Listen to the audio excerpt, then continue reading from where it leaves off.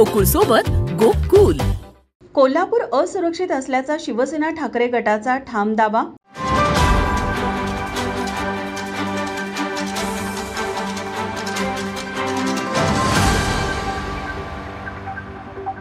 काश्मीरमध्ये झालेल्या हल्ल्याच्या पार्श्वभूमीवर पोलीस प्रशासनाने व जिल्हा प्रशासनाने बेकायदेशीर वास्तव्य करणाऱ्या पाकिस्तानी व बांगलादेशी नागरिकांना शोधण्याची मोहीम जलद राबवून त्यांना हकलून द्या या मागणीसाठी आज शिवसेना उद्धव बाळासाहेब ठाकरे गटाच्या वतीने स्थानिक गुन्हे अन्वेषण शाखेचे अपर पोलीस अधीक्षक रवींद्र कळमकर यांना निवेदन देण्यात आलं. यावेळी शिवसेना उद्धव ठाकरे गटाचे उपनेते जिल्हाप्रमुख संजय पवार म्हणाले, पोलीस जिल्हा प्रशासनाला आज निवेदन देण्यात आलेलं आहे. काश्मीर हल्ल्यामध्ये पहलगाम येथे हल्ला झाला आणि तिथं अनेक निर्भरात लोक मारले गेले.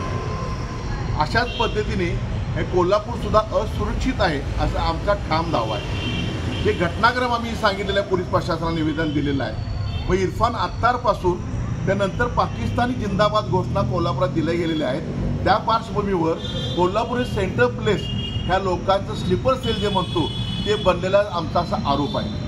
कारण तिकडं कर्नाटक त्यांना जवळ पडतं. भडकल नावाचा दहशतवादी तिथंच तयार झाला आहे. निप्पाणी जिथं मदरसा एक आहे. त्यानंतर इकडं गोवा कोकण त्यांना समुद्रमार्ग जवळ पडतो.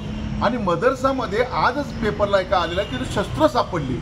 मदरसामध्ये तुम्ही काय करताय हे सुद्धा बघणं गरजेचं आहे. आम्ही कुठल्याही धर्माविरोधात नाही आहे. धर्मांधाच्या विरोधात आम्ही काम करणारी माणसं आहोत. जमातींच्या निमित्ताने धार्मिक कारणासाठी जे मुस्लिम लोक वेगवेगळ्या राज्यांमध्ये जातात व बाहेर राज्यातून येतात त्यांची नावे व सविस्तर माहिती पोलीस प्रशासनाला असणं आवश्यक आहे.